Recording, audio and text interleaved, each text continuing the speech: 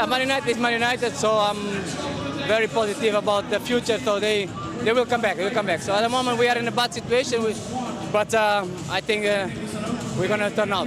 Just quickly, Fletcher's obviously in charge. Do you think he will be given time, though, and do you think he deserves to be given more time? On the basis of his work at Spurs this season, you can't make any argument that he deserves it. And there's a bit of a thing with Frank, I suppose, in that like we've certainly seen it because we would have dealt with him at Brentford, and he was so, in contrast now at Spurs, he was so expansive at Brentford. He was such a kind of assured character who was willing to just talk so intelligently about football. We're not look. He looks like a different figure at Spurs now.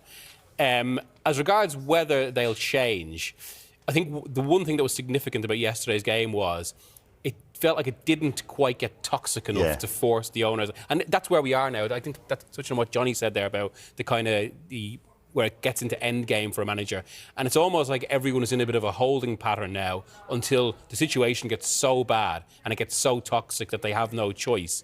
There was a danger it would, though, wasn't it? Yeah, particularly at half-time. Yeah, absolutely. And I think there's been a bit of a debate around Spurs over the last 12 or 14 hours since the game ended about how much of this was Frank and how much was the players taking matters into their own hands. I mean, and even we should say about Villa's performance, but especially in the first half, just the sharpness and coherence of Villa in contrast to what Spurs were. I mean, that first goal where Tielemans just plays it straight through the four men. Yeah. And then the second goal, kind of one-touch football, as if Spurs were a lower league side.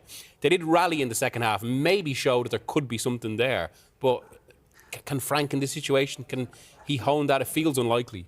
Arsenal have been shaken by a stunning and completely unexpected exit that has sent shockwaves through the club and its global fan base.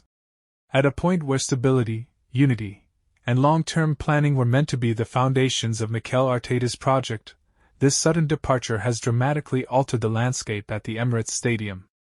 The decision, reportedly taken swiftly behind closed doors, caught many by surprise.